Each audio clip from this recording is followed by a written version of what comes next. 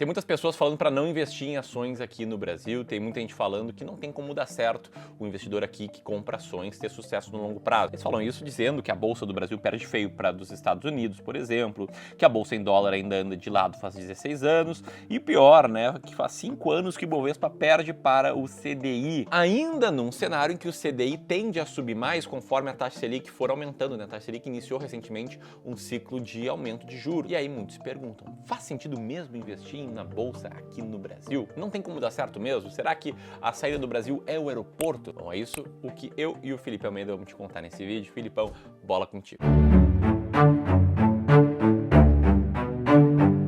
Vamos lá, e sendo bem sincero, se a gente for olhar para alguns dados sobre a Bolsa Brasileira, a gente percebe que o momento realmente não está fácil. E que existem realmente vários argumentos para o Ibov não funcionar tão bem assim. Vamos começar do começo, vamos olhar aqui para esse gráfico do Ibovespa em dólar. Felipe, por que em dólar? Porque afinal de contas essa é uma forma mais limpa de você olhar o gráfico. Porque assim você praticamente tira de campo os períodos de hiperinflação que a gente viveu no Brasil, de troca frenética de moedas. E aí a gente consegue voltar e olhar lá desde 1967. Eu cortei esse gráfico aqui até 2009 para fins didáticos e vocês vão entender o que é que eu estou querendo dizer. De cara, o que é que a gente percebe aqui? A gente percebe que o Brasil segue um padrão de alta por um período curto e muito intenso de tempo, normalmente.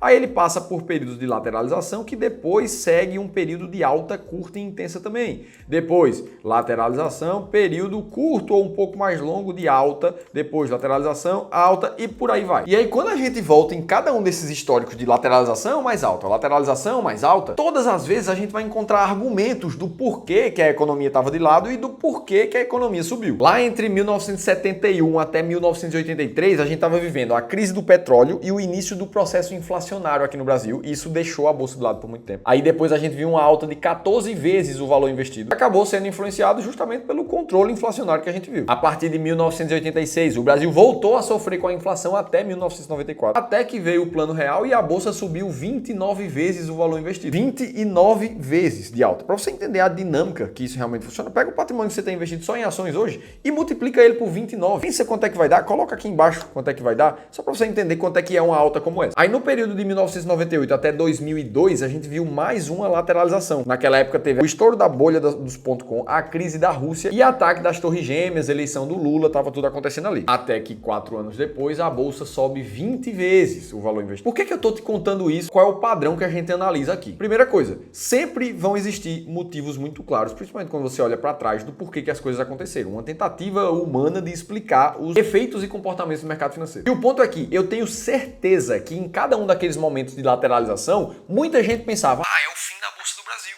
Agora não adianta mais investir no Brasil. Agora o caminho é aeroporto. Agora o Brasil não tem mais jeito. Até que chega o momento 2. O ciclo de alta volta a acontecer e, como a gente viu, normalmente ele acontece mais rápido e de forma intensa, o que faz com que muita gente que achou que era o fim do Brasil perca uma parte desse movimento de alta. Compromete demais a rentabilidade no médio e longo prazo dos investidores. Aí a gente volta para o que está acontecendo agora. 16 anos de lateralização, 191 meses e essa imagem está atualizada até o começo desse ano só. Felipe, mas o Brasil não está indo bem e é por isso que a Bolsa está lateralizada. Isso é verdade, existem várias razões do porquê que a bolsa não está andando nesse momento. O primeiro deles é o descontrole fiscal que a gente tem no país. Eu não sei se vocês se lembram, mas no início do governo Lula, o que a gente tinha era uma promessa que em 2024 a gente ia ter um controle, um superávit das contas públicas. Ou seja, a gente ia arrecadar mais do que a gente gasta como governo. E por ser um governo populista, o que a gente já esperava do governo Lula era uma gastança muito maior dos cofres públicos, mas ao mesmo tempo uma arrecadação de impostos muito maior. E o que a gente já está vendo aqui é o governo realmente gastando, como ele prometeu que ia gastar. Então, gastos do governo crescem mais que o PIB há 3 trimestres, maior sequência desde Dilma.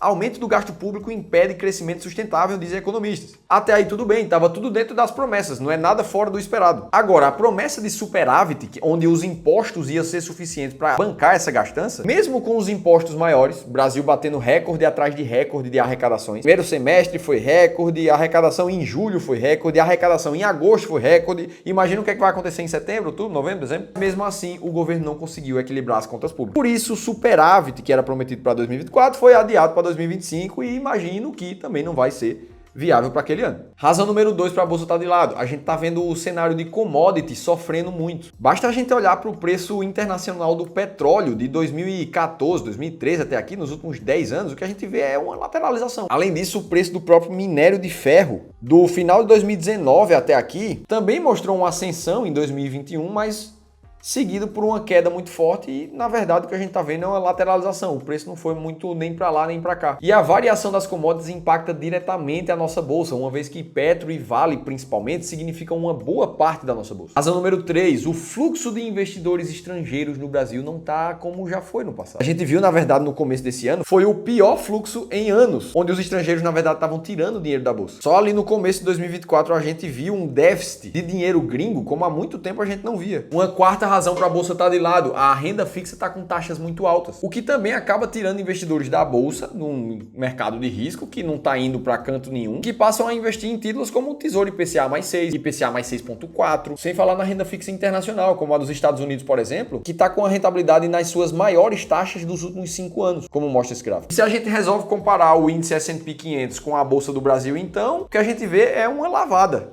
Uma diferença brutal. Aí você olha para isso tudo aqui e até aqui parece que tudo é muito ruim. Que as perspectivas que a gente tem não são lá essas coisas todas para as ações do Brasil mesmo. Será que até mesmo o senhor Luiz Bassi, que investe todo o patrimônio em ações do Brasil, tem errado nesse quesito? Que a verdade mesmo é que onde existe problema, existe oportunidade. E é justamente por isso que a gente vê estratégias corretas que envolvem ações do Brasil performarem muito bem, muito acima da média. Olhando para os últimos 10 anos, a gente vê estratégias que superam em praticamente 2 vezes o índice Bovespa. Inclusive supera muito bem ali o próprio CDI. Ou seja, dá para investir com ações do Brasil, mesmo quando o Ibov não está indo muito bem e ter uma performance muito acima do Ibov. Então pegar só uma informação dos últimos 16 anos do Ibov não indo para canto nenhum não fala tanta coisa assim. E eu vou te explicar exatamente como isso acontece. Agora, se ainda assim você não se sente confortável o suficiente para investir em ações do Brasil hoje, se você está na dúvida se deveria reduzir posição, mandar um pouco mais de dinheiro lá para dólar, para mercado internacional, ou na outra ponta, se você está pensando em aumentar a sua posição em ações do Brasil, porque geralmente a crise apresenta, na verdade, uma oportunidade de comprar mais barato. E se for uma oportunidade, quais ações são uma oportunidade dentro desse mar de mais de 400 empresas diferentes? Porque ao mesmo tempo que isso acontece, a renda fixa está com taxas mais altas e o mercado internacional em dólar está bombando. Resumindo, se você não se sente seguro o suficiente de saber exatamente o que comprar e o que vender, quando fazer isso, eu preciso te dizer que eu te entendo. Afinal de contas, a gente atende dezenas de pessoas nas nossas consultorias gratuitas aqui no Clube do Valor, semanalmente. Todas elas com casos muito parecidos do que eu acabei de falar aqui. Pessoas dedicadas ao seu trabalho, sem tempo suficiente para acompanhar o mercado, ou mesmo sem expertise de montar a sua própria estratégia e se sentir seguro de investir, às vezes, milhões de reais, baseado naquilo ali. Só que mesmo assim, essas pessoas ainda precisam investir bem para tirar o pé do acelerador do trabalho delas daqui a alguns anos, 5, 10 anos. Foi pensando em ajudar todos vocês que a gente liberou mais 5 novas vagas da nossa consultoria gratuita. A gente vai literalmente doar 1 hora dos nossos especialistas de investimentos para olhar para teu caso específico, a tua carteira de investimento, para que você saia desse encontro com um plano estratégico de como é que você pode investir melhor daqui para frente. Tudo isso de forma 100% gratuita para você participar. Eu vou deixar um QR Code aqui em algum lugar dessa tela,